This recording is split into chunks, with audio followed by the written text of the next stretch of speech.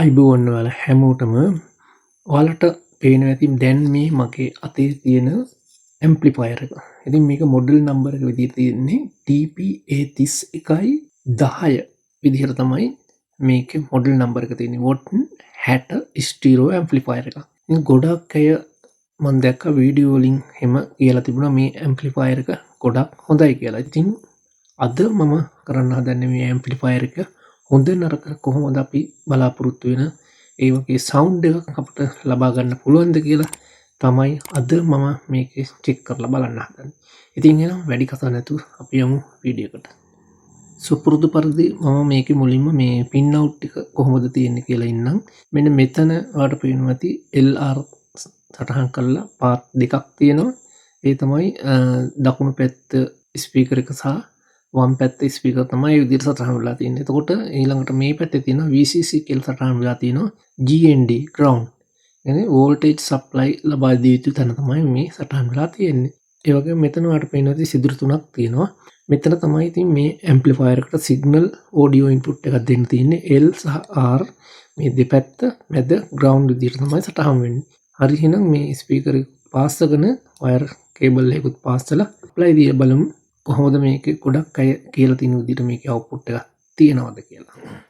මේ සඳහා මම මේ තරමක් විශාල අඟල් 8 සබ්වූෆර් එකට යොදා ගන්න ස්පීකර් එකක් තමයි මේ සඳහා චෙක් කරන්න යොදාගන්නේ.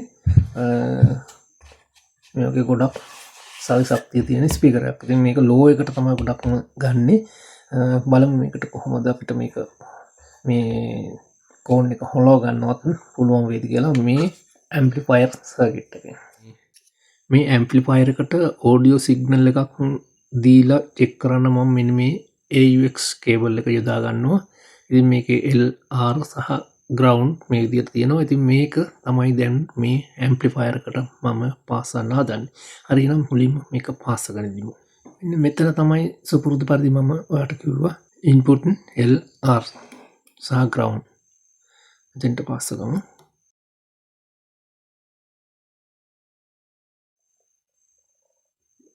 audio signal R, audio signal left, මැද ground එක. හරි අපි මේක චෙක් කරන්න එක ස්පීකර් එකක් විතරක් අම්බගෙන බලමු. මේ ස්පීකර් තැනට ඔයාලට පෙන්නපු ස්පීකර් එකේ දාන රින මම මෙතෙන් අම්න ගන්නවා. ඊළඟට මේ තියෙන්නේ මේ VCC supply voltage ලබා දෙන තැන ground ශීන සහ ධන. මේ ඇම්ප්ලිෆයර් එකට වෝල්ට් 8 ඉඳලා වෝල්ට් 26 දක්වා ඉන්පුට් කරන්න පුළුවන්. එහෙමයි කියලා 26ක් වගේ වෝල්ටේජ් එකක් දෙන්න යන්න එපා. මේකට සාමාන්‍ය 24ක් වගේ වෝල්ටේජ් එකක් නම් ගොඩක්ම හොඳයි කියලා තමයි මගේ මතය. මොකද මේ වගේ චූටි චිප් IC ගොඩක් වෝල්ටේජ් වලට ගොඩක් ඇම්පියර් වලට හානි වෙන ඉඩකඩ වැඩි. හරි මේ සප්ලයි වෝල්ටේජ් එකත් මෙතෙන්ට පාස් කරමු. සප්ලයි දාන රින මෙතෙන්ට දාන.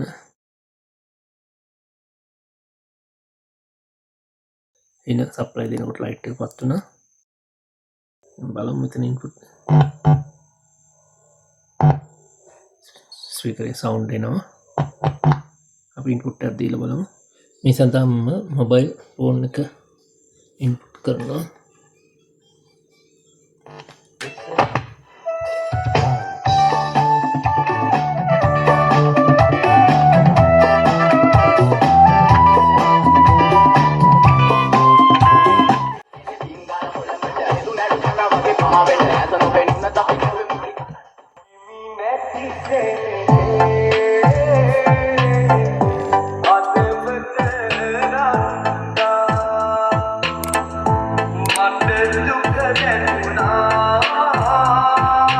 නෝමලි කියන්න තරම් වරදක් නැහැ. රත්වීම අතින් බැලුවමත් ඉන් ක්ලාස් D ඇම්ප් කොහොමත් රත් වෙනවා අඩුයි. ඒ වගේම මේකේ මේ ස්පීකර් එකට සාමාන්‍යයෙන් දැනෙන්න සද්දයක් තිබුණු නිසා මම හිතනවා මීට වඩා ටිකක් වේට් එකෙන් අඩු ස්පීකරයක් මේ ඇම්ප්ලිෆයර් එකට යොදාගෙන හොඳ සවුන්ඩ් සිස්ටම් එකක් හදාගන්න පුළුවන් වෙයි කියලා මම හිතනවා. ඉතින් එහෙනම් ඔය ටික තමයි මට බලන්න කරන්න ඕනේ වුණේ. එහෙනම් ඉතින් අද මේ වීඩියෝ එක මෙතනින් ඉවරයි. තවත් මේ වගේම අලුත් වීඩියෝයක් අරගෙන ඉක්මනටම එන්න.